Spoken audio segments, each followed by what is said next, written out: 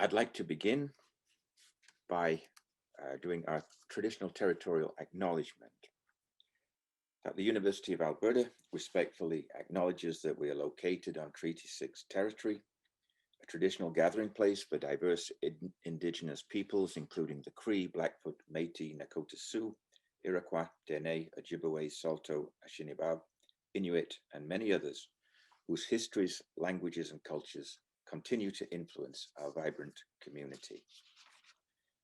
Today, I'm very happy that we've managed to produce a very diverse panel, both by citizenship and by academic background. And of course, people with different citizenships are also operating here from different countries. But we have represented today, I'm just going across the top of my screen here, Ukraine, Estonia, Belarus, Germany, and of course, Canada. I would like, first of all, to introduce Alina Cherviastova. And Alina is the Marie Skłodowska-Curie Research Fellow at the Human Rights Center of Ghent University. Prior to this, she was an associate professor for comparative public law, human rights, and international law of the V.N. Karazin Kharkiv National University in Ukraine, and a coordinator of 3 Jean Monnet modules.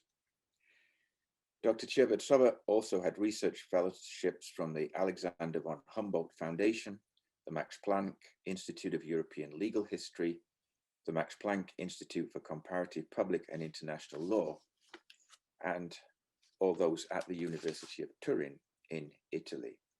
So I'll pass over to you now, Alina, and you have the floor for the next 15 minutes. Thank you, David. Thank you. Hi, everyone. If we can to share my presentation. Yes, the first slide. I see our today's discussion is a fragment of big debate on different aspects of international law and order. Russia's war against Ukraine, of course, raised many questions: the use of force, humanitarian law, human rights, international order, the role of international courts, the role of United Nations, responsibility in international law, war crimes. And I'm sure that all these questions will have far-reaching policy implications. And I'm sure that we will see the fundamental changes in international law and order in the near future. This discussion is very important for me because of the 2 reasons. First, I'm an international law scholar, and second, I'm a citizen of Ukraine. So I'm sure that everyone is following news about Ukraine, but for me, these news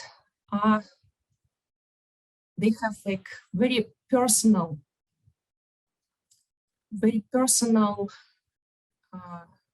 influence, because these news are about my country, my Kharkiv. I was born in Kharkiv. My 2 kids were born in Kharkiv. And I started my research project at Ghent University last spring. And before this, I was teaching, during 20 years, I was teaching international law at Kharkiv-Karazin National Universities. And now you can see on the first slide, you can see how this university looked before and how it is now. So today I would like to focus on 3 points. First, I will share with you my personal story. Second, I will give you some information about Ukraine, some facts which I find interesting. And third, I will present a timeline of Russia's war against Ukraine and overview of the main events, so we could better understand the current escalation. About Kharkiv-Karazin National University, which you have now on your slide. Before war, it was the biggest university in Ukraine, one of the oldest universities of Ukraine, and one of the best universities. It had 22 schools, and there were 20,000 students. The buildings are destroyed now. but I do believe that the spirit of the university is still alive. Yesterday, I got good news from my colleagues that Kharkiv Karazin National University is restarting its teaching activities starting from 28th of March. Of course, online, but I think that this is a small victory and a small fragment of resistance, of Ukrainian resistance in this war. It's very difficult to speak about this current situation because I know that right now my friends, my colleagues are in danger. So let's speak about Ukraine, and I would like to stop on a few facts which I think are important to understand Ukraine. Ukraine is a country, Ukrainian people, and the current war in Ukraine. Let me start from symbols.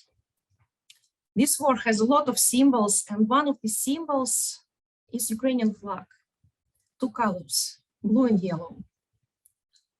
Ukraine is considered Europe's breadbasket, and the popular interpretation of the Ukraine's flag colors is that these colors symbolize blue sky over sunflowers or blue sky over the wheat fields. The coat of arms of Ukraine is blue shield with a gold trident. In Ukrainian language, it's called trezub. This symbol refers to the seal trident of Vladimir the Great, the first Grand Princess of Kiev. Ukraine is the second largest country by territory in Europe after Russia. It has borders with Russia, Belarus, Poland, Slovakia, Hungary, Romania, and Moldova. It has a coastline along the Sea of Azov and the Black Sea. Before war, population of Ukraine was 45 million. Now 3 million of people are refugees. I didn't find statistic how many people have been displaced internally within Ukraine. Ukraine is a former Soviet republic. It got its independence in 1991. At that moment, Ukraine was one of the biggest nuclear powers in the world. It held about 1/3 of the Soviet nuclear arsenal. But in 1994, Ukraine signed the Budapest Memorandum and gave up nuclear weapon in exchange of international guarantees of its sovereignty, security, and territorial integrity from US, UK, and Russia. The Budapest Memorandum was not an international treaty. It was an expression of political commitment of US, UK, and Russia to refrain from the threat of force or use of force against Ukraine. Russia confirmed respect to Ukraine's territorial integrity and sovereignty in different international documents. The first one was document signed in 1997, the Treaty on Friendship, Cooperation, and Partnership between Ukraine and the Russian Federation. However, unfortunately, international law and international documents didn't prevent Russia's aggression against Ukraine. It didn't stop Putin. During several years, Putin was calling Ukraine as Russian historical lands. Last year, he published a big article on historical unity between Russians and Ukrainians. And these historical narratives are used as justification of current invasion. Putin repeated this historical narrative in his speech on 24th of February, and he has already repeated this concept several times, that Ukraine is an artificial state, that Ukraine is a historical land of Russia, and Russia has rights to control Ukraine. Speaking about Ukraine, I would like to mention another concept. Timothy Schneider, historian, called Ukraine bloodlands. I think that from the historical point of view, this is the right definition. The vast majority of the fighting in World War II took place on the Eastern Front, on Ukrainian territory. In the World War II, Ukraine lost 6 million people. It means that the losses of Ukraine in this war amounted to more than 40% of the total losses of the USSR. And I want to stress this fact to show the level of cynicism of Russia's propaganda, which speaks about Nazism in Ukraine and calls Ukrainians Nazis. Finally, let's speak about the timeline of Russia's war against Ukraine. Everything started not on 24th of February. Everything started back in 2014 with Russia's use of force in Crimea and Crimea's annexation. After the Revolution of Dignity, Ukraine had a political vacuum in 2014. And this time, Russia's forces entered Crimea, enabled referendum, and then Crimea was incorporated into the Russian Federation. It was a clear violation of international law. It was a violation of territorial integrity of Ukraine. However, this act of aggression has almost zero consequences for Russia in terms of international responsibility. After the annexation of Crimea, Russia didn't stop. In April 2014, we saw a declaration of independence of the so-called Luhansk and Donetsk People's Republics. This separatist movement was supported by Russia. However, during 8 years, Russia continuously denied its direct involvement. For sure, Ukraine would restore peace and order on these territories if the separatist movement was not supported by Russia. Money, military munitions, soldiers, weapons. The so-called fight for independence of Donetsk and Lugansk republics was Russia's hybrid war against Ukraine, which lasted 8 years. And the current events are the continuation of this war, the continuation on the next extended level. There have been several attempts to stop the war within Minsk agreements and the so-called Minsk peaceful process.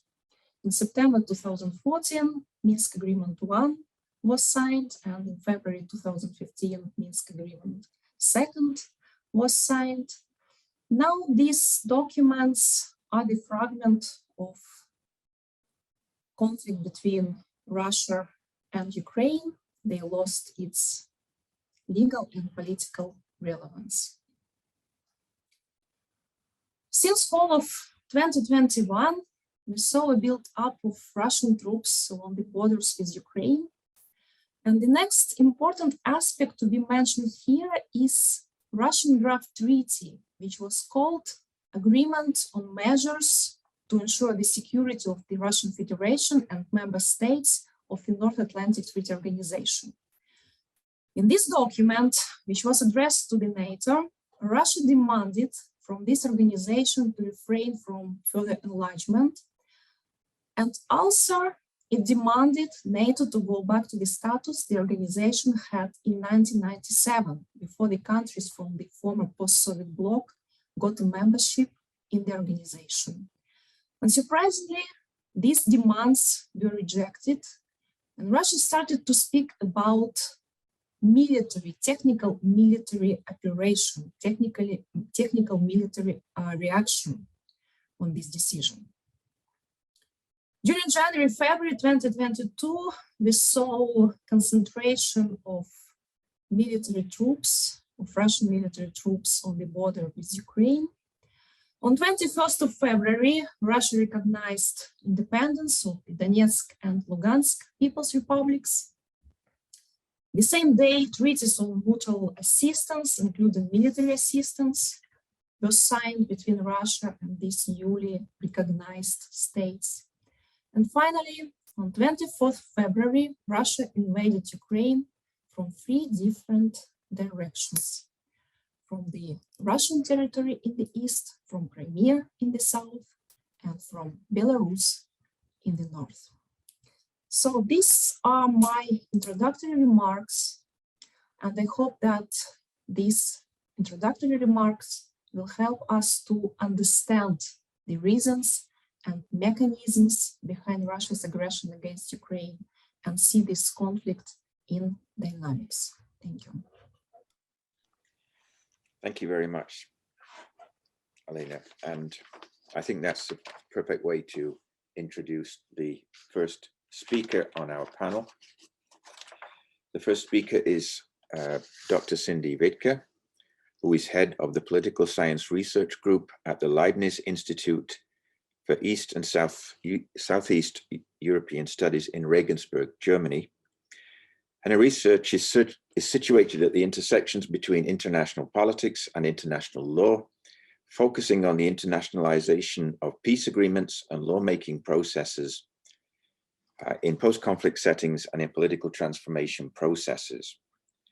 She is the principal investigator of the project Between Conflict and Cooperation, the Politics of International Law in the Post-Soviet Space, funded by the German Federal Ministry of Education and Research. She's author of Law in the Twilight, International Courts and Tribunals, the Security Council, and the Internationalization of Peace Agreements between State and Non-State Parties, published by Cambridge University Press in 2018. And she's published peer-reviewed journal articles in fields of international law, political science, and area studies. And the title of her presentation today is Between Conflict and Cooperation, the Politics of International Law in the Post-Soviet Space. So welcome, Cindy. The floor is yours. Thank you very much, David. I took the liberty and then changed the title a little bit into Whose Peace?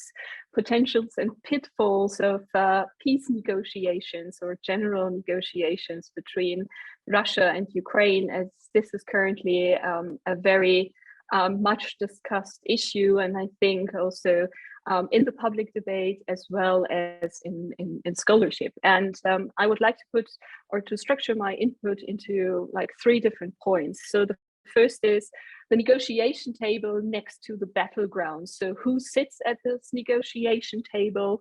What is negotiated between the parties? So what is at stake for the parties? And what external actors are involved in the current negotiation process. I would then like to contextualize this ongoing negotiation process and what we observe and what we know of how peace agreements are negotiated, in particular those after the end of the Cold War, and how those negotiations are typical in their progress or non-progress, and how they are particular or atypical. And then I would like to conclude with basically a plea for continuous negotiations, and that negotiations are actually in any case more than a talking shop. I would like to introduce my 3 points actually with the reference to yesterday's preliminary measures or order for preliminary measures by the International Court of Justice in the case of Ukraine versus Russia on the allegations of genocide under the Convention on the Prevention and Punishment of the Crime of Genocide. So on the 27th of February, Ukraine instituted proceedings against the Russian Federation and requested the International Court of Justice to indicate measures. The public hearings took place on the 7th and 8th of March without the Russian Federation actually appearing at court during the oral hearings. So, and this is one of the key measures that the ICJ yesterday indicated. And I quote, "The court considers that, with regard to the situation described above, the Russian Federation must, pending the final decision in the case, suspend the military operation that it commenced on 24th February 2022 in the territory of Ukraine. In addition, recalling the statement of the permanent representative of the Russian Federation to the United Nations that the Donetsk People's Republic and the Lugansk People's Republic had turned to the Russian Federation with a request to grant military support, the court considers that the Russian Federation must also ensure that any military or irregular armed units which may be directed or supported by it, as well as any organizations and persons which may be subjected to its control or direction, take no steps in furtherance of the military operation. So interestingly, by 13 votes to 2, the judges voted for the Russian Federation shall immediately suspend the military operation that it commenced on the 24th of February. The only 2 judges voting against it, of course, the vice president of the court, who is the Russian judge, Gevorkyan, and the Chinese judge. By 13 votes to 2 also, the judges voted for the statement that the Russian Federation shall ensure that any military or irregular armed forces might not conduct or continue to conduct any military actions. Unanimously, all judges voted for the statement that both parties shall refrain from any action which might aggravate or extend the dispute before the court or make it more difficult to resolve. So unfortunately, I think we might all agree that these preliminary measures of the court or this order will not be followed by Russia. So Russia not appearing in front of the International Court of Justice and actually saying that the court had no jurisdiction over this issue already indicates Russia's increasing withdrawal also from the international legal community, including also Russia's preemptive leaving the Council of Europe before actually being suspended from the Council of Europe.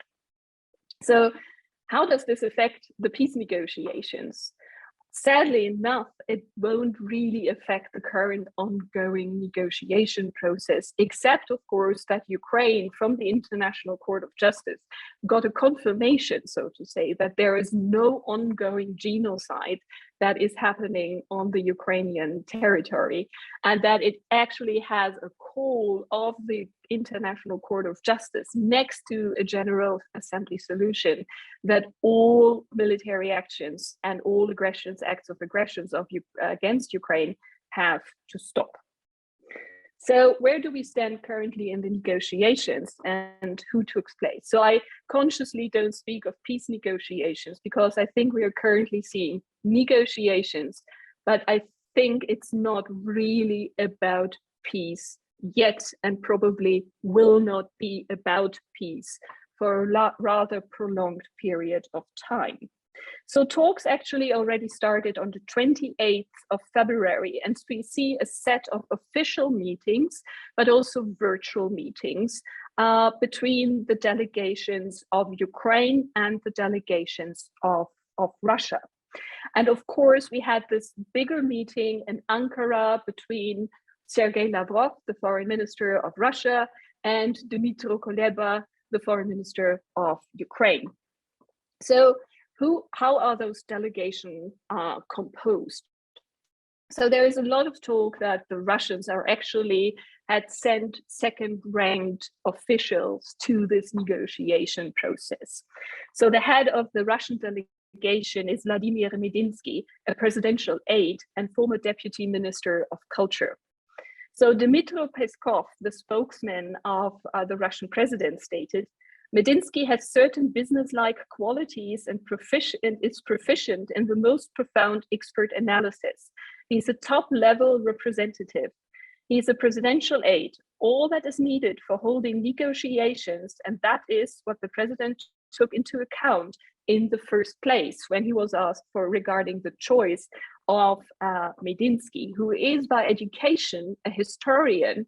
He published several books, and many people also say that he could also be one of those who influenced the historicized images that President Putin is now also presenting in his different speeches, starting especially last summer, but also on the 21st of February, and of course on the 24th of February. Other members are the Deputy Foreign Minister Andrei Rudenko, Deputy Minister of Defense Alexander Fomin, and interestingly enough, Boris Gryzlov, who was a representative of Russia in the Trilateral Contact Group for the peaceful settlement of the situation in eastern Ukraine. So basically the group that was also responsible for overlooking the implementation of the failed Minsk agreements. And additionally, last but not least, a foreign policy expert, Leonid Slutsky. The representatives for the Ukraine delegation is the Minister of Defense, Alexei Ryaznikov, the fraction leader of the presidential party, Servant of the People, the deputy advisor for the presidential advisor, Mikhailo Podolyak, the deputy minister for foreign affairs, and also Andrei Kostin, the deputy representative of Ukraine in the Trilateral Contact Group for the peaceful settlement of the situation in eastern Ukraine. So I think it's less important to memorize all those people, but actually to memorize two important facts. On both sides of the negotiations, we have former representatives to the Trilateral Contact Group, which means we have experiences at the negotiation table with the Normandy format, but also with the failed format of the Minsk agreements. In all of those two negotiation groups, we have representatives of the foreign ministry, we have the representatives of the leading political parties, and we have representatives who are very close to the respective presidents. So what are the parties negotiating about? So first of all, humanitarian questions. At the current state, those negotiations are very, very basic. So actually, it's about the basic implementation and compliance of international humanitarian law. And we must find that until now, both parties have not been even able to agree on the technical implementation of special agreements about the implementation and compliance with international humanitarian law, as we see with different failed attempts to establish humanitarian corridors and also to establish a cessation of hostilities, at least for those humanitarian corridors. So everything what we currently hear are open statements and very, very vague issues or expressions of intent. So what are the issues that are continuously shaping probably those negotiations? So first of all, it is the issue of a cessation of hostilities or even a ceasefire agreement. And I will come later to this risk of a ceasefire agreement. In this pre-negotiation phase, which is usually taking place behind closed doors, it is mostly about the identification of potential negotiation points between the parties and the question of who sits actually at the negotiation table when crucial questions will be addressed. And of course, a potential roadmap for exchanges of written agreements or written texts, but also what these should contain and could contain. So we currently hear now numerous statements about potential negotiation points that the parties were already able to agree upon. I think on both sides, this is shaped by very strategic communication. So we currently hear about a 15 points plan that addresses inter alia the military status of Ukraine and the so-called demilitarization or neutralization of Ukraine. And it also contains the issue of guarantees, as Alina already indicated, the Budapest Memorandum and the guarantees contained in the memorandum never really took hold and were strong enough to actually protect Ukraine. And of course, at the table are the issues of the status of Crimea and the status of the so-called People's Republics of Donetsk and Lugansk. So we currently see a typical procedure and what seems as a chaotic process of vague statements, different announcements about the progress or non-progress of the negotiations, and also a parallel narrative of delegitimization of the negotiation parties. So from the Russian side, it's basically the fascist regime and the genocidal regime that sits at the negotiation table and needs to be pushed also to a certain deal. While, of course, for the Ukrainian side, it is how to negotiate with an aggressor and with a war criminal or people that are committing war crimes. Parallel to those narratives, we see also an escalation of the fighting, which is, and one has to admit, which is not untypical for those processes, because they are mostly not negotiated, or peace negotiations rarely begin and start with a cessation of hostilities or with a ceasefire agreement. So what is at stake in these negotiations? A humanitarian catastrophe that is currently taking place in Ukraine is at stake, especially for Ukraine. But for Ukraine overall is at stake its territorial integrity and actually its internal as well as external sovereignty. So basically its political fate and its overall political fate is at stake.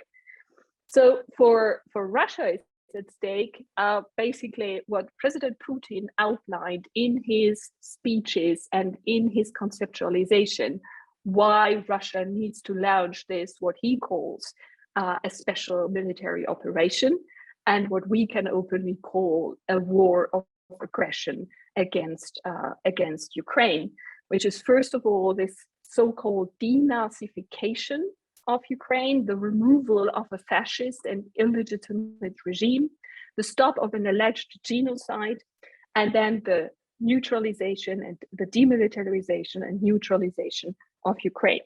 So what we actually see is the struggle for an interest-based negotiations, while we also see that one of the sides, in particular Russia, has this identity-based principled format of presenting its very red lines and its maximum demands in this negotiation process. So this is important, where external actors come in and what external actors can do. So President Putin on the 21st, or latest on the 21st of February 2022, with his speech, actually ended the so-called Normandy format, consisting of Germany, France, Russia, and Ukraine, addressing the situation in the eastern territories of Ukraine. So the war that was going on effectively since 2014. So with the Normandy format also ended the possible implementation of the Minsk agreement that is now fully failed. So who remains as potential mediators between Ukraine and Russia? Because I think we can realistically expect that there will be many situations in this long-lasting process when Ukraine and Russia maybe are not able or not willing anymore to sit together at the negotiation table. So with Germany and France not being able to step into this position, we currently see Israel and Turkey taking on an important role. And we have a question mark, for instance, behind China as a potential ambiguous, but also important actor in such a negotiation process.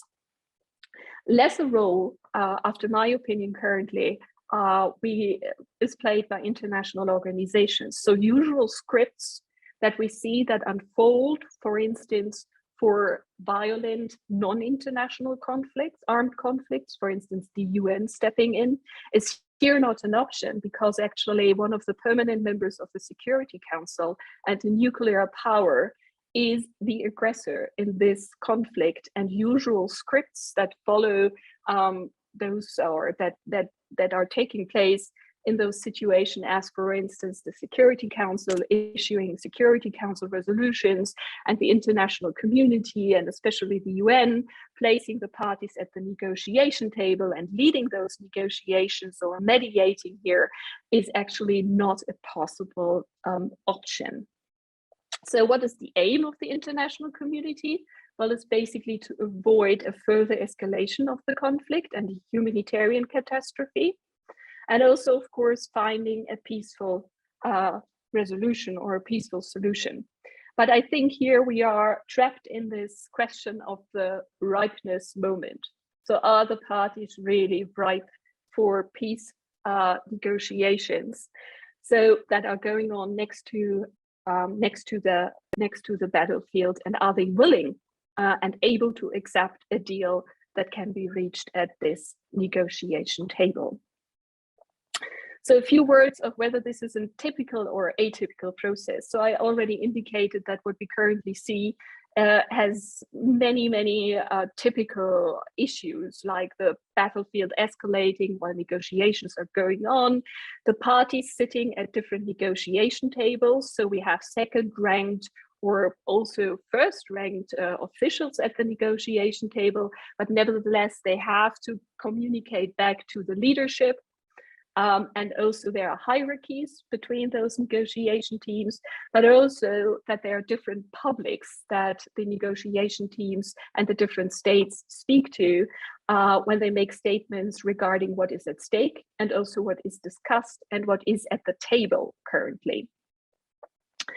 So what is at the negotiation table and what is parallel this escalation of force? So I think Russia is still aiming for the victory at the battlefield and tries to create as many facts as on the ground as possible. Ukraine's option only at the current moment militarily is to reach a stalemate.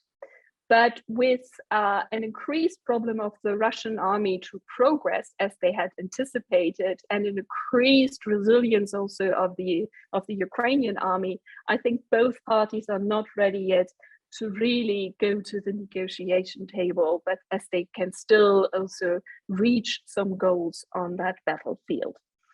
The international community of states has this worry about the military escalation and potential spillover effects, especially to NATO states, but also a humanitarian escalation. And basically, the states and the different parties are communicating between those different issues. Now, the real problem, what I see here is that, especially since the end of the Cold War, the international community is much more routine of dealing with asymmetric conflicts, and in particular non-international armed conflicts, than those really great interstate wars, in particular when one of the permanent members of the Security Council is taking part and a nuclear power is taking part.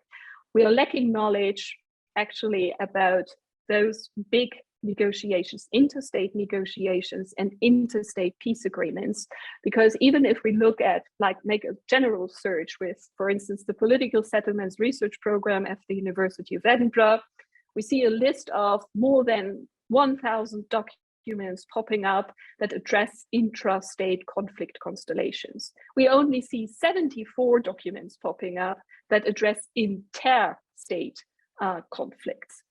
So there is a lack of practice, and it is also a lack of practice for the international community. So we have a local conflict, so a territorial conflict, a bilateral conflict, we have a regional conflict, and with that conflict between Russia and Ukraine, we also actually have a global challenge and a global conflict.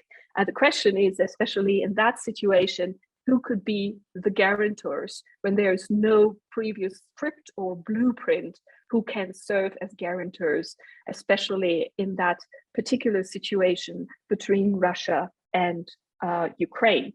Last but not least, until recently, also scholarship was deeply convinced that we had seen the end of the big comprehensive peace agreements.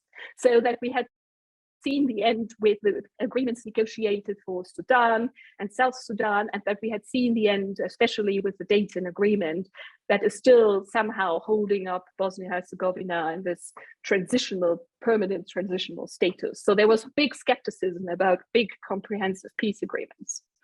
And there was a tendency to come to ceasefire agreements that would contain at the same time transitional arrangements that would go as far as changing the constitutions. And we have seen this also in the Minsk agreements, that it contained this ceasefire agreement that never really held, but also that demanded constitutional concessions and very deep-going steps from Ukraine, and that led to a permanent stalemate. And one has to consider those experiences and this probable new demand for a big interstate peace agreement if ever the parties are able to sit down and to negotiate such an agreement. So what is my conclusion regarding keeping this negotiation track open? So I think it will be a long and frustrating process. We will see the humanitarian challenges growing, while at the same time the parties might be not able and not willing yet to enter into peace negotiations. I think there is also a risk of coding the conflict into such an agreement. So long-lasting coding of the conflict into peace agreements is always a challenge. There is a challenge of short-term and long-term perspectives with those agreements, and the question of, can Russia and Ukraine really come to an international treaty? And can Ukraine really assume that Russia acts bona fides in negotiating and implementing such an agreement? And who else could enter such an agreement? And my last warnings, and I will conclude with my warnings, is we now see tendencies talking about the possibility of the Finlandization of Ukraine, or a Swedish or Austrian solution that is promulgated for Ukraine and brought into the debate. I see here the problem of that one seeks to normalize these negotiations, and that this reflects a lack of acknowledgement on how fundamentally the world politics and world order has changed, especially since the 24th of February, and that concepts that might reflect a certain realism cannot really hold in this moment when dealing with actors that actually want to redesign European political and legal space, and also their space and sphere of influence. And the next danger I see in an impulse of humanitarianism. Of course, we all want humanitarian suffering and human suffering to stop, and refugee flows to stop on the European continent. But this humanitarian impulse to immediately end the conflict could also carry with it an increased pressure on Ukraine to enter a deal that actually would lead to the fact that it's losing de facto its political subjectivity by this alleged neutralization and demilitarization. So maybe Maria will talk about this later a bit more in depth, that Ukraine could lose its subjectivity and becomes an object and a continuous political and legal and strategic battleground between the so-called West and Russia. And even more, when we see how sometimes scholarship conceptualizes this idea of Finlandization, etc., and speaks of an end game, etc., it could also even lose its subjectivity in scholarly debates. So we are debating about Ukraine, but rarely with Ukraine. And I think that was already a very strong mistake in the negotiation that preceded the outbreak of the war on the 24th of February, and all kinds of formats that the West tried to settle the issue of troops assembling at the Ukrainian border. So maybe conclude with that, and maybe this is already a good point to lead to the next presentation. Thank you very much. Thank you very much, Cindy. That was really very, very thorough. And I'd like to ask Alina now to introduce Maria. Yes, thank you. Thank you, Cindy, for your presentation. And as a co-chair of this event, I'm happy to announce and introduce our next speaker and our next expert. This is Dr. Maria Mälksoo, senior researcher at the University of Copenhagen, Department of Political Science, Center for Military Studies in Denmark. She's currently working on the Volkswagen Foundation-supported Democracy project, the challenge of populist memory politics for Europe towards effective response to militant legislation on the past. She was the Executive Secretary of the European International Studies Association in 2018 and 2021, and currently she serves as the President of the Central and East European International Studies Association. She's the editorial board member of International Political Anthropology, Contemporary Security Policy, and Global Studies Quarterly. Also, Maria has previously served as an associate editor of New Perspectives and Global Society. Maria's research is on critical security studies, politics of memory, and international relations theory. So, Maria, please, the floor is yours. Thank you very much, Alina. I want to talk about, indeed, very much picking up on some of the threads that Cindy very powerfully introduced already. So the title of my talk is Who Wants to be a Buffer Zone? Russia's War Against Ukraine and the East European Agency. And I want to start with a personal story, which again, I think resonates with what Cindy talked about, us having forgotten the practice or thought that we don't need or we can't do anymore these comprehensive peace agreements.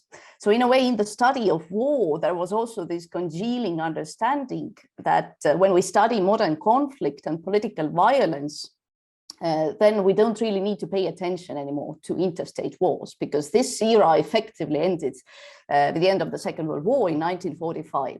So when I was giving annually for the past 5 years in my good colleagues and friends course on theories of conflicts and violence, a lecture on interstate wars, it was just one little thing in the sort of big course, which was dedicated otherwise to civil wars and interstate wars. And this was very much reflecting this scholarly reality as well. So arguably there was this idea that interstate war has become so much less important today. And of course, we now see how wrong we actually have been. And I think aside from this number of existential and political collapses, Russia's war against Ukraine has also really sent a shockwave through the system of the academic study of war and our popular assumptions about war in our time. So evidently, interstate war is not a thing of the past in Europe, after all. Most of us wanted to believe that after the end of the Cold War. It is a terrible reality of the present. And of course, what is happening now in Ukraine is something of the scale and magnitude that has not happened since the Second World War in Europe. But regardless of this horror of the war and the incredible human cost and the fog that all wars invariably produce and that we are trying to treat because, you know, we don't really also know all the answers, right? I think this war against Ukraine also provides us with a crystallized moment wherein we are reminded of how the struggle for power is always also the struggle for who gets to speak and who is being listened to and who is actually being heard. And these are also the questions that I want to focus on in my remarks today. So I would like to make essentially 3 main points. I would want to talk about Ukraine's agency in the war and in how we talk about the war. I want to point at some of the dynamics of deterrence that this war has revealed, and also, of course, where do we go from here in terms of how deterrence needs to be inevitably tied to a larger political goal, and what could that then be? But first, let me say a few words about Ukraine's agency as a state and the supposed limits of sovereignty in the region. More generally. This war, I think, is fundamentally about denied sovereignty, that is Ukraine's, on part of an ontologically anxious neo-imperial state whose leadership appears obsessed with being a great power through consolidating an idea of Ruski Mir by ruthless violence and lies, which are outperforming Orwell's dystopic imagination. The Russian leadership has, of course, long been out of touch with the fact that the parameters of what does it take to be a great power have fundamentally changed in the 21st century international relations. This might makes right disposition is something that gets frowned upon in the contemporary Western understandings of a great power status. And yet, I'm also wary that regardless of what we've seen, this general outpouring of sympathy and solidarity with the Ukrainians' plight in the Western world, the war still has allowed for some old tropes about East European states as objects rather than full-fledged subjects in international relations to resurface. So encouragements of the attacked party to negotiate a ceasefire or, a quick peace at all costs, disregarding effectively the mutually exclusive existential objectives of Ukraine and Russia. One wants to peacefully execute its sovereign right to choose its own political fate as a state in the world, whereas the other, under its current leadership, denies the very right of Ukraine to sovereign existence, and in its extreme forms even denies the existence of Ukrainians as a nation and Ukrainian statehood as anything but a temporary geopolitical whim altogether. So I think such attempts are really not helping the side that is under attack here. Instead, what they are really doing, they are serving to mitigate the bystanders' understandable human fear for the potential spillover effects of this horrendous war beyond Ukraine's borders. But eventually they end up feeding Putin's political cause and, of course, keeping Ukraine on an effectively colonial leash. I think there is something deeply absurd about suggesting neutrality for Ukraine with security guarantees from its current aggressor, who is fighting this dirty and destructive war and has failed to keep very basic agreements again and again, over and over. To force Ukraine, for these humanitarian sort of reasons that Cindy, you mentioned, or for the reasons of global stability, to trust any Russian assurances before the Russian troops have actually withdrawn from Ukraine. I don't think this is a proposal that can be taken seriously, nor I think this is a step towards any lasting peace. Ukraine's neutrality is impossible in the circumstances Putin has created. It would effectively be a rekindling of the old idea of an East European buffer zone to keep the Russian menace at bay from the West. And thus also it would be the reawakening of the ugly face of geopolitics, not just by the side currently wreaking havoc in Ukraine, but the supposedly well-wishing West as well.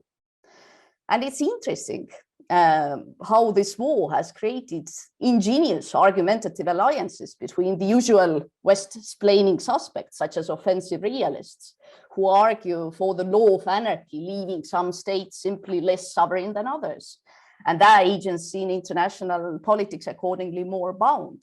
And then you have left-leaning pacifists who fear that the Ukrainians rallying around the flag would be creating new waves of nationalism.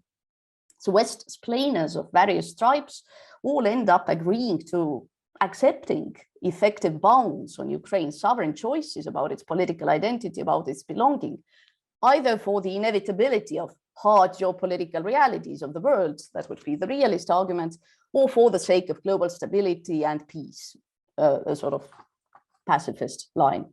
Such a peace, it goes without saying, will not be a lasting one, least of all for the Ukrainians. Ukrainians are fighting a freedom war today, and they are doing that more resolutely than any outsider, I think, expected them to do before February 24. They are also proving the point of reality being what we make of it.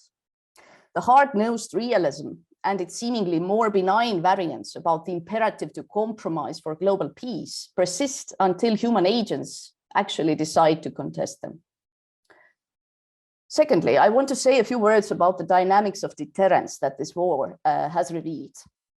Russia's war against Ukraine, as Alina and Cindy both have highlighted, of course, had a long build-up phase with manifold more or less diplomatic exchanges beforehand in this sort of more acute build-up phase as well. And yet somehow many were caught really indignant about it when the Russian invasion actually started. And then, of course, we can ask whether the Russian war in Ukraine is the failure of Western deterrence, Or could it be that it's too early to tell? Could it be that who deterres last deterres the best? Sanctions have only just kicked in, so in a way we are yet to see what their effects are. But of course, we have to remember that in psychological terms, deterrence is a game of make-believe that is meant to work as a self-fulfilling prophecy. So the credibility of a threat or allied commitment determines deterrence's politically defined success. Now, of course, the Western deterrence or attempted deterrence of Russia's military assault did not work in the immediate sense, but it has nonetheless done some political work when it comes to providing some symbolic reassurance to Ukraine, and of course, not least also to NATO's eastern flank allies. Now, the collective dissuasion of Russia not to invade Ukraine, of course, fell through. But you could say that the Western community has become politically more unified in the course of this ritual action. So the Russian invasion was promptly met with Western sanctions, and also quite an unprecedented, probably quite unexpected also show of political unity on part of the standardly prevaricating European Union, for instance. NATO has amplified its costly signal of being present in the alliance's eastern flank. It has made its own attempt to deter in case that line would be crossed more seen. So it's more seen to exist from the alliance vis-a-vis Russia. It has activated, for instance, its response force and defense plans for the Baltic region. This is something pretty, it's a big leap if you consider where we were, for instance, and what sorts of baby steps were taken only after Georgia 2008 and, of course, Crimea 2014. So there are new debates also opening up. For instance, the debate about whether or not NATO presence in the eastern flank states, such as Poland and the Baltics, should be made permanent, rather than the kind of rotational, very light print that it currently is. But of course, we also see how this realization that we are facing a systemic challenge, right, to the security order in Europe. This has seeped in very gradually, and the European control rooms have managed to put it under the carpet after Georgia, after 2014, also of Crimea. So this reaction wasn't comparable what we have seen now. Now, of course, the question is, does this reaction actually hold? How long will it hold? What would be the conditions for it to actually carry on? And I think there are many other dimensions of deterrence that we could focus on, such as things that maybe have been brought to light, such as the diplomatic tripwire attempts that were sought to be created by the Western leaders by their basically daily visits to Kiev, also some visits to Moscow in the run-up to the Moscow's invasion of Ukraine. And again, ultimately, they failed to prevent Russian military action. As Putin went forward, Russia invaded Ukraine on February 24 anyway. But there is still this question about politically, perhaps something being in the process, something novel being in the process of happening when it comes to the Western take of the current situation. You could say that there is this ritual logic of action. When you move together, you become moved together, and something happens to the community that does these moves together. So, something even, I know they don't really help the people actually suffering on the ground, but one at least can hope that they hopefully might help politically in the longer run, right? So in the standard logic of a homeopathic ritual, like producing, like if I threaten you, you don't do it, right? Then this type of deterrence obviously didn't work. The Western dissuasion of Russia bluntly fell through, but I would argue that it has fared somewhat better when it comes to performatively producing Western political unity in the course of this action. And of course, we've also seen, and I want to sort of move on because I don't want to abuse the time. We've seen, besides these issues of conventional deterrence in the region, the dimension of nuclear deterrence popping up, which is, of course, terrifying everyone. And I think, to probably, again, anyone's surprise and chagrin, this war has demonstrated that whereas the alliance, NATO, the West, broadly speaking, is operating in a world of nuclear taboo that the American scholar Alina Cherviastova has written about. Putin and Putin's Russia is seemingly pretty content to reap the benefits of this famous stability-instability paradox of nuclear deterrence to his advantage, throwing around these threats that are considered very unsavory by Russia's Western counterparts. At least they are again considered not comme il faut after Trump, who also was more courageous in throwing around such threats, right? So where do we go from here? And what have we learned through the fog of war in terms of what is the way forward? What might be the way forward after the arms are silenced? And the political path forward will need to be formulated again through this destruction, through the rubles of the war. I think the Western response to the war has certainly exceeded Putin's predictions. There is a drastic, general sobering about the incompatibility between the current Russian regime's policy aims and the existing European security architecture. And this is in evidence across Europe. And I think this is, on the one hand, not a bad thing. It's better to face the facts than to continue playing ostrich, as has been the Western way for far too long vis-a-vis Russia. But of course, on the other hand, it forces into our face these very difficult questions. How do we carry on coexisting with Russia after this war, whether it comes with or without the subsequent regime change in Russia? How do we make the current Russian regime accountable for this war of aggression and the related war crimes? And of course, last not least, how do we build, or then how do we reform the security political edifice of Europe to make the war of this kind less likely in spare? And of course, inevitably, on the one hand, in the sort of medium term, we have what looks like inevitable remilitarization of European security policies. But this is necessary, but this also cannot be a substitute for clarifying the political goal of working out a feasible plan of coexistence with Russia in the future, which inevitably also will be in flux for the foreseeable time, with or without Putin in power. So we need to buttress this immediate deterrent vis-a-vis the currently hyper-aggressive and norm-transgressive Russia with a political thinking about the future of the European security architecture. We need to tie deterrence to a political goal, which has to be freshly re-articulated and reaffirmed to be meaningful. So while Europe rearms, it also needs to think about the next chapter and beyond the logic of war.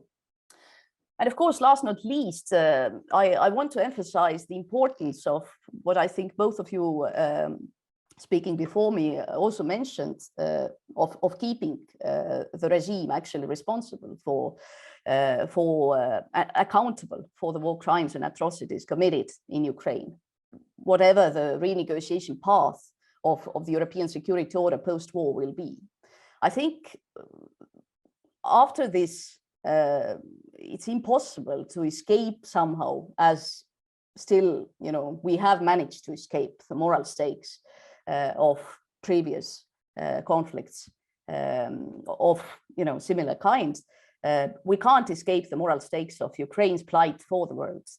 The many violations of international law that have taken place, rules of peaceful coexistence, law of armed conflict, they are too grave to be considered, to be considering a return to status quo ante when it comes to any sort of political negotiation without holding Russia accountable for the atrocities committed. Now, again, of course, the trouble is that Russia's and Europe's visions of common security order in Europe remain incompatible until Russia abides to the basic principles of international law, the sovereign equality of states, the inviolability of the territorial integrity and sovereignty. An imperial vision does not fit any attempt to reform or build a new security order on the tragic ashes of Ukraine. So in that sense, pragmatically speaking, until Russia accepts the basic legal constraints to political coexistence, NATO's alternatives to effective containment are nil. But also, just to push a bit further, and I'm aware how far-fetched this idea might sound for many, I think the root of the problem, of course, is very much in the fact that the Russian state and society have never conducted anything akin to the systematic memory work and transitional justice after the collapse of the communism and the end of the Cold War. It's only symptomatic, of course, that Memorial was closed just a little bit before the war really started. So the war in Ukraine requires such a process from Russia at so many levels. And we are not just talking about the fact that, the way Putin has framed this war is effectively a continuation war of World War II, right, with the same rhetoric and so on. So we are talking about the immediate post-war transitional justice when it comes to what is currently being done to Ukraine and Ukrainians, but we are also talking about the further going retrospective justice when it comes to reckoning with the legacy of the Soviet Union, the crimes of the Soviet regime. And I'm afraid that the Western stakes of deterrence would have to be endlessly heightened in the region unless anything akin to such a reckoning will start appearing in Russia at some point. And this is another, thinking point, obviously. How can Russia be supported in this process? How can Russians be supported in this process? And I promise final points. So I think the dilemma really, when it comes to negotiating, right, the Western dilemma, the Ukraine's dilemma, sorry, not the Ukraine's dilemma, but Ukraine's dilemma, article in the wrong place and with consequences. In this war, it's not unlike to the dilemma of negotiating with terrorists. And the problem is, of course, the likelihood is that whether we want it or not, at some point we might need to do that. But in terms of our moral premises, when we face this ugly dilemma, I think we have to very actively keep in mind this fundamental question that one of Andrzej Wajda's cartoon movie characters asks. Do we want to go with the murdered or do we want to go with the murderer? And I think we should not, under any circumstances, forget the fundamental moral stakes here when we start climbing out of this war. War is not an abstract sport game. It has, alas, traditionally been conceived as such through much of the classical international relations theorizing. War is an intensely existential experience for those who have been dragged into this reality. And for the bystanders, for some reason I'm unable to spell out this word, war is also a tragic spectacle in the age of constant news, overabundance of images. And of course, it also takes a tangible emotional toll from the bystanders, albeit we can't compare that toll to those who are actually directly affected. But what it means, again, politically, is that as the fighting drags on, a compassion fatigue is bound to kick in for the spectators of this war, sooner or later, regardless of their current sympathy, regardless of their current solidarity with the Ukrainians' plight right now. And while such a fatigue serves the political aims of the aggressor by default, we also need to be actively aware of it and fight it by asking questions, engaging in constant reflection and discussion, such as this event today. And I think concluding, talking and writing about this horrible war that was launched at a whim of the Russian rulers' imperial reflexes really also serves as a coping mechanism for all of us who we are witnessing it from various distances of relative comfort and safety. Ukraine's tragedy and the absurdity of the rationale that has been provided for this war by the Russian leadership also cuts very close home for me. By a grim coincidence, Russia began its full-fledged military onslaught on Ukraine on February 24, which is the day of my own native Estonia's independence. While the Ukrainians are fighting for their freedom, they are fundamentally fighting also for ours. Thank you. Thank you very much, Maria. I really covered a lot of ground in those first two presentations, and already we're getting some questions coming in from the Q&A, and I encourage the audience to ask questions while the speakers are speaking. and we will then go through them afterwards. Not necessarily in order, but we'll definitely go through them. So the third and final speaker is Katsiaryna Lozka, who is a PhD candidate at Ghent Institute for International and European Studies. And currently she's a visiting researcher at Tartu University in Estonia. Her research focuses on the war in the Donbass, de facto states in the EU's eastern neighborhood, and Russia's policies in the post-Soviet space. And the title of her talk is The Northern Front of Russia's War Against Ukraine. How did Belarus get dragged into this invasion? So Katya, the floor is yours now. Thank you so much for this introduction, and it's really a big pleasure to be part of this esteemed panel tonight or today, depending on where you are. I'm going in many ways to pick up on what's already been said, some of the points, but take them from a different angle and talk about first how Russia understands or rather misunderstands Ukraine, and then also to talk about Belarus in this context, because unwillingly, but this country is getting more and more dragged into Russia's war. And I think it is important that we also discuss why this is the case. Because also without this northern front, without this more than 1,000 kilometers border that Belarus shares with Ukraine, it would have been much more difficult for Russia to launch this invasion. But this is not to say that it would not have happened. I wanted actually to start with a quotation of one of the leading Ukrainian writers, Alexander Mälksoo, that I just came across last week. And I really also wanted to bring it up here. So he writes that 8 years of Russian-Ukrainian conflict on our eastern lands and the annexation of Crimea is finally recognized out loud. This is a war with Russia. 8 years of war crimes against the Ukrainian army, Ukrainian citizens, international laws, and humanity. We no longer need to explain why it is Kyiv, not Kiev, why it is now a Russian invasion and not a crisis. So I think here I did follow up on what Alina said, but I think it's really important to state this, that this war did not start on the 24th of February. And I think it's also somewhat remarkable that it's only now that everyone started talking about Russia's war, Russia's invasion of Ukraine, while for 8 years, almost 8 years, some rather blurry terms like crisis in Ukraine, the situation in and around Ukraine, really dominated the discourse, which I think also points to this dominant, very simplified understanding of Ukraine as this divided nation between a nationalistic West and a pro-Russian, Russian-speaking East. And it's not to downplay these regional differences and to say that there are no problems, but it does not make Ukraine any different from any other state, be it Estonia, Germany, or any other country. But I think this also discourse about Ukraine crisis that has dominated up till February 2022, it in a way was also very convenient for the Russian propaganda narratives that have continued to portray Ukraine as a very dysfunctional state, devoid of sovereignty, controlled by the West.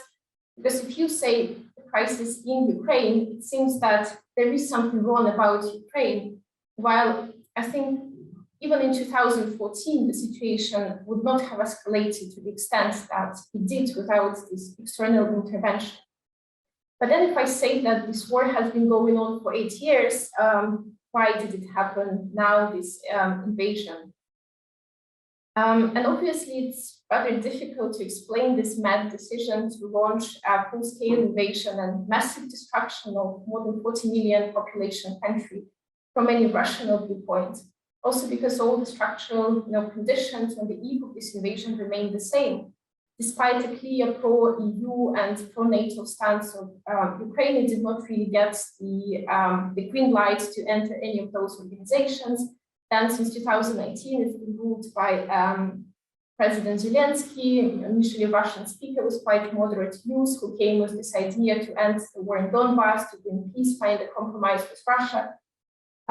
But in many ways, the roots of the invasion that started on the 24th of February, but also the 2014 crisis that when this first came to the surface, is really in Russia's inability to accept Ukraine as an independent state.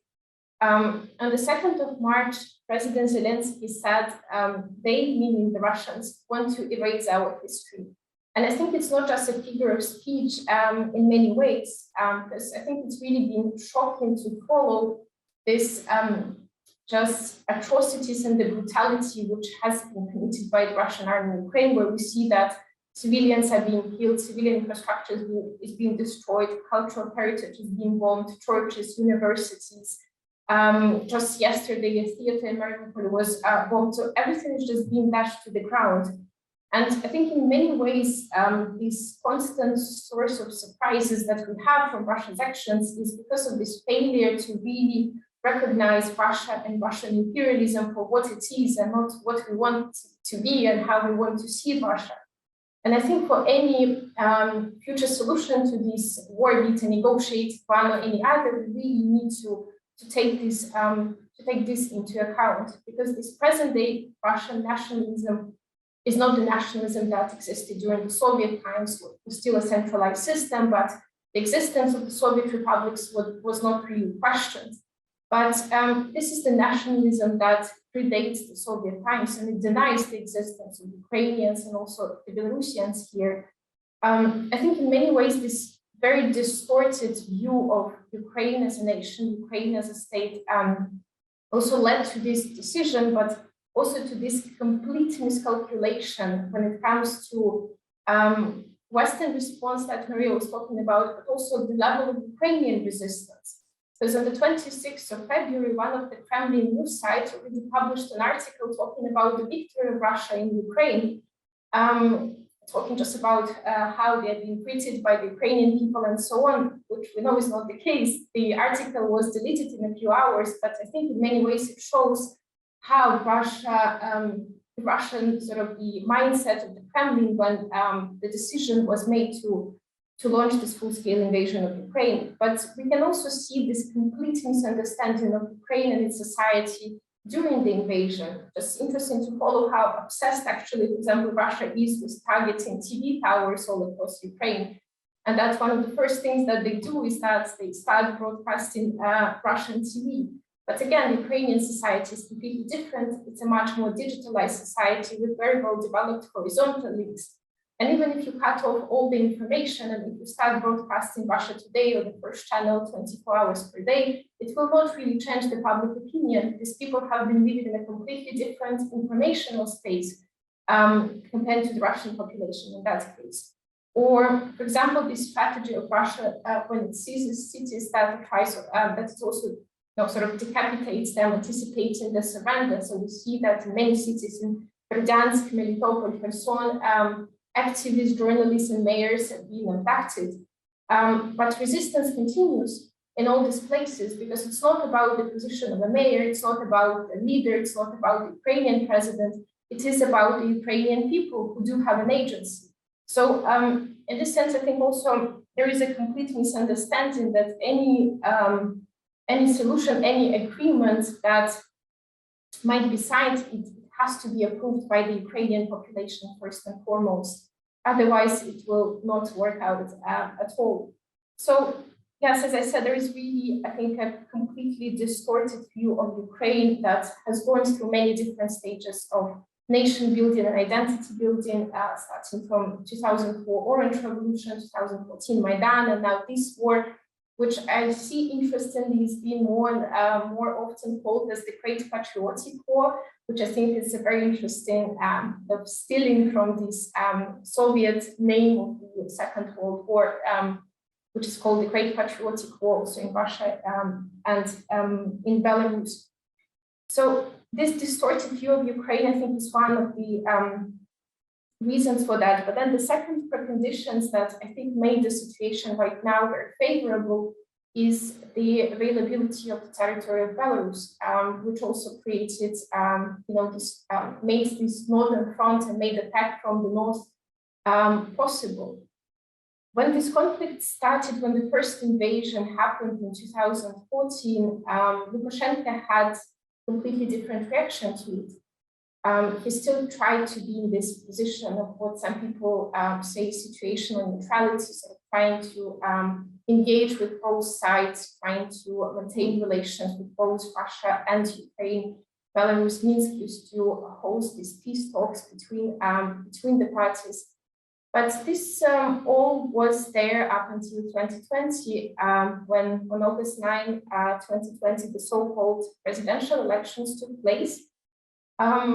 These elections were followed by mass-scale protests all across the country, and then the brutal crackdown on peaceful protesters and the mass-scale repressions that continue up till now, because Belarus actually entered this war in a state of really deep political crisis and mass-scale repressions that have never de-escalated ever since August 2020.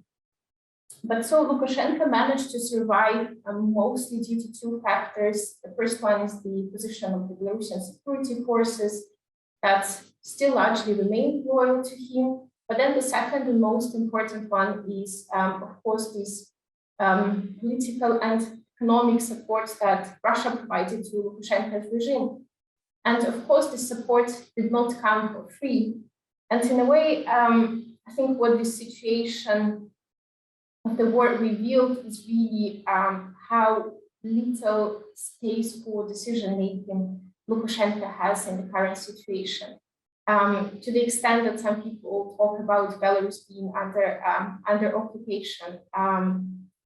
On the eve of the invasion, Belarus and Russia conducted the joint military exercise Union Resolve, and this exercise was supposed to finish on the 20th of February, but on some false pretext that there were some external threats to the Union state, they made a decision to leave the Russian troops on the ground. So basically now Belarus de facto has the permanent military presence of Russia on the ground.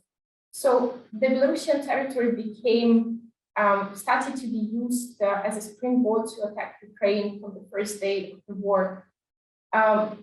And the way how Belarus participates is also twofold. Because on the one hand, we have Lukashenko's regime, who in some way, I think the only power that he has maintained in the country, which is unquestionable, is really this monopoly on the use of violence that he continues to use against his own population. The rest is pretty much questioned, be it in the sphere, be it in the military, political, or economic sphere. So Belarus is used by Russia as a springboard to attack Ukraine. So also their military, missiles launched from the territory of Belarus. I think there were reports that during the first 10 days, around 70 missiles were launched from the Belarusian territory to attack Kyiv, Rivne, and some other cities in Ukraine. The other way how Belarus is engaged is that it also provides medical support. So many Russian soldiers who are wounded, they get some medical, they go to Belarus and get medical assistance. But this is not the whole the whole story how Belarus is engaged, because this participation of Lukashenko's regime in this war also has to be held accountable for the war crimes, because this engagement of the Belarusian territory and the way how it participates makes Lukashenko's regime a direct participant in Russia's aggression. But this is happening completely against the will of the Belarusian people. Since August 2020, the Belarusian people have been protesting against Lukashenko's regime, but basically now they are fighting two wars. One is the authoritarian regime, and the second one, they're also trying to oppose this war in Ukraine. On the eve of the invasion, Chatham House conducted an opinion poll, and even there we already saw that the vast majority of the population does not want Belarus to be engaged in any war of Russia against Ukraine. So these anti-war sentiments are very strong in the society, and the society in a way tries to express it in the way it can. On Sunday, after the invasion started, many people took to the streets to protest. And just to explain what it means to protest in Belarus today, I think that a Belarusian, as one Belarusian said, that the Belarusian is protesting in Belarus today is like a Ukrainian protesting in Luhansk or Donetsk. And I think it's pretty much the case these days that the environment is just so repressive that those thousands of people who took to the streets are just, truly heroes. And this is, I think, how it should be described here. So more than 800 people were arrested on that day, but by arrested, it means tortured, beaten, and all this. So it's not just they were detained. But now I think if during the Second World War, Maria was also talking about this Russia is fighting, and frames this as the Second World War. I think during the Second World War, Belarus was known as the partisan republic, and it again came back. This is what many Belarusians are now doing, that they try to send information to Ukraine, they just burn Russian military equipment, there is a special cyber partisans organization, they just hack some railway websites to stop the movement of Russian troops into Ukraine. On March 9, it was announced that the Belarusian battalion, the Lozka battalion, was formed and joined the Ukrainian Defense Army to fight on the Ukrainian side in that war. Yes. So I think in this sense we need to talk about, we need to discuss Belarus in these two ways, because on the one hand, its territory is used as for Russia's military aggression against Ukraine, but at the same time, there is really close to zero support for this war. But unfortunately, Belarus is more and more often, from what I see, is put in the same basket with Russia. And I think I will be concluding just by saying that if it's been clear from 2014 that Russia lost Ukraine, I think that's the point when the West should not lose Belarus in this war. Thanks. Thank you very much, Katsia. And we've had a fairly comprehensive look at the legal, political, and social implications of what has happened so far in this war. I'd like to spend the rest of the time with questions. And I think the way we will do it, I will ask one question from the Q&A to each participant, because clearly some are addressed to specific participants. And you'll just give me a second to adjust. Elections just to vote for pro-Kremlin parties, so we don't know yet, because there is actually no real concept that we can see, or maybe someone else amongst the other speakers sees this, but I think there is no idea of how to, so to say, export Russian authoritarianism and basically export Russian state structures to Ukraine. It seems to be like an idea of incorporation and assimilation, but this is all speculative, as I said. Okay, thank you. I'm going to turn now, not sort of as they came in, but I'm going to turn to Aaron's second question, which is for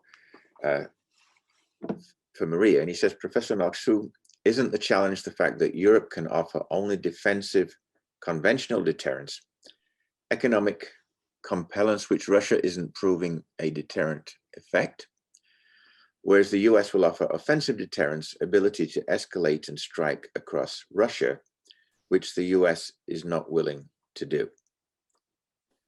Okay, so Maria, I'll pass that one over to you. Thank you. Yes, thank you for this question. And yes, put very simply, this is the challenge, right? We are not willing to go there, broadly speaking, in the West. Nor is the US willing to offer offensive deterrence beyond NATO, right? And of course, somebody who has grown up in the borderlands and who has grown up in this in-between space, there always will remain this little tingle of doubt whether it will still be carrying out the promise to do that even within these bounds of NATO, right? So I'm pessimistic about in that sense, the Western military deterrent being able to do something because the language that is being spoken from the Western side, the tools that are, you know, ready to be used or that states would be willing to use are not the same as the other side is employing. And hence, we have to learn new tricks, I think, of deterrence. And we have to also learn new ways of deterrence to speak and deter in the language, in the modality that actually would sort of strike at the heart of the matter for the opponent. And that doesn't mean that, you know, one needs to sort of rearm till the ears and start flowing around also nuclear threats. I mean, the opposites of that. But I think it needs to be also becoming more cunning on the, I think, on the sort of political deterrence front. When it comes to, for instance, if you think of this pretty novel way of trying to deter that President Biden and his administration tried to evoke in the run-up to this war by revealing, like every day, step by step, basically raw intelligence information about, you know, this is what they're planning to do. This was, at least to a degree, working because it robbed the Russian side from the smooth excuse that they still managed to invent slightly more, you know, successfully in the case of annexing Crimea, for instance. So in a way, their plan was laid bare, open to the rest of the world, except for Russia itself, of course. And now the question becomes, how do we get to this battleground that is actually, you know, the battleground of the minds of the people, so that how does one sort of save people from this big open air prison?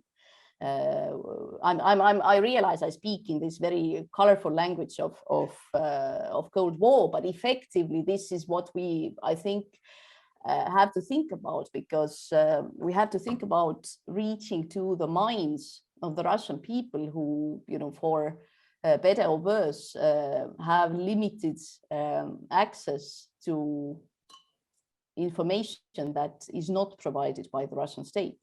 And I think the deterrence game actually is, the next deterrence game is on that battlefield rather than any other. I think, you know, just the final point I want to emphasize, obviously, you know, to the degree when it comes to signaling defensive intent credibly, there can be no sort of gray areas and there can be no sort of shadows, even though, of course, how our credibility is being picked up by the antagonist is not something we can really control. But we can do our best in terms of, you know, investing into the signal. But that doesn't mean that we have to become in our methods, you know, comparable or similar. We can't become like them. We have to remember Marcus Aurelius. We can't become like them in doing that. And of course, this is our weakness, but I think in the long game, this is our strength. And I think the creative aspect here is to appeal on the sort of psychological sense of pazor, shame.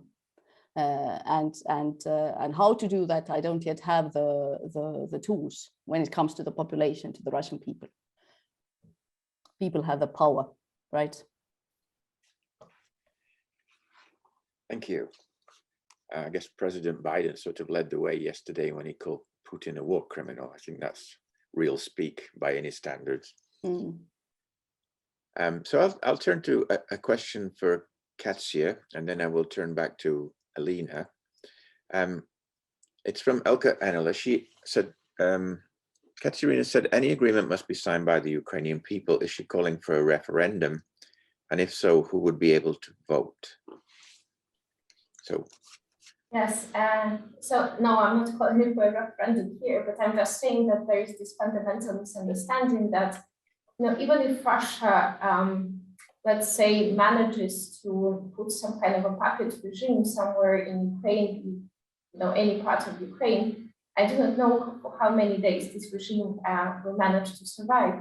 And, you know, by this, I mean that it will not be accepted by the Ukrainian people. I think this puppet regime will be just killed in a few days because it completely rejected by the Ukrainian population. But then the other story is that with these agreements and the negotiations that are going on in Belarus, is that Russia can make President Zelensky to sign any agreement, but if this agreement is not accepted by the Ukrainian society, it will just go unnoticed and the fight will continue.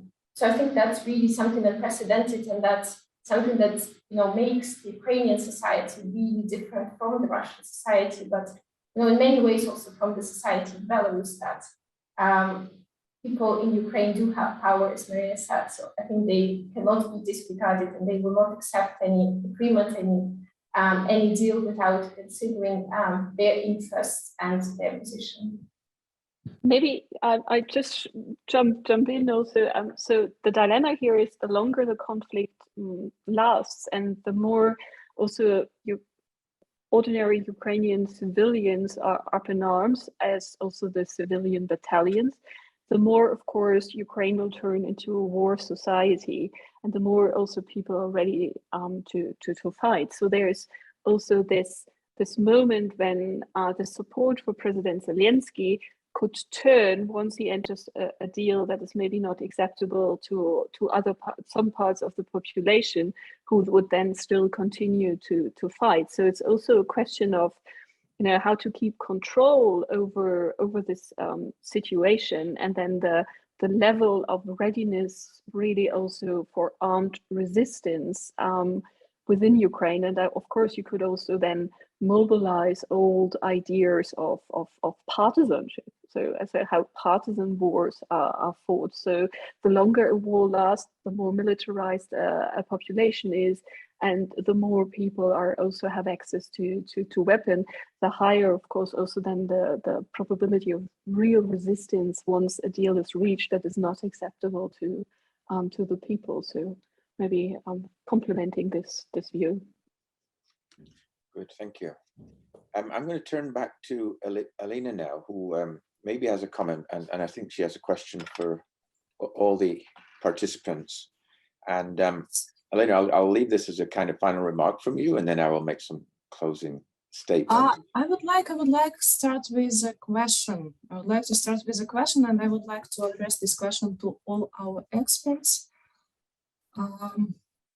Just very briefly, if it's possible, when will this war end and how? Your scenarios, your predictions, your prognosis.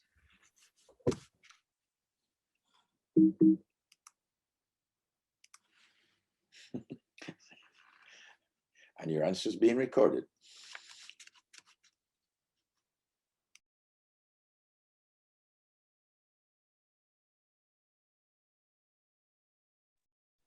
You see from the unwillingness to pick up the mic that it's anyone's guess, right?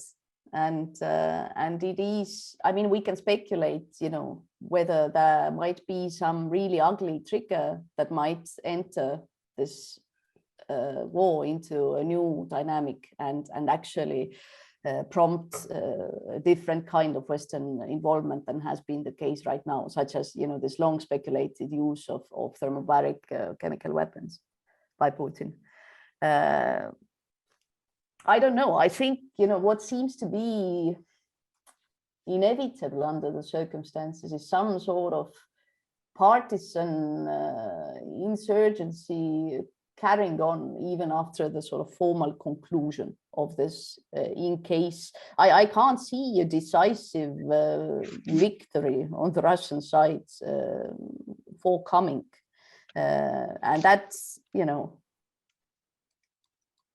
the problem is with this prolongation that it all has a human cost. On the one hand, it's a good news for Ukraine that it is taking the time it is taking, but it's horrible news for the people on the ground. Obviously, I don't have this crystal ball. It's very difficult to say.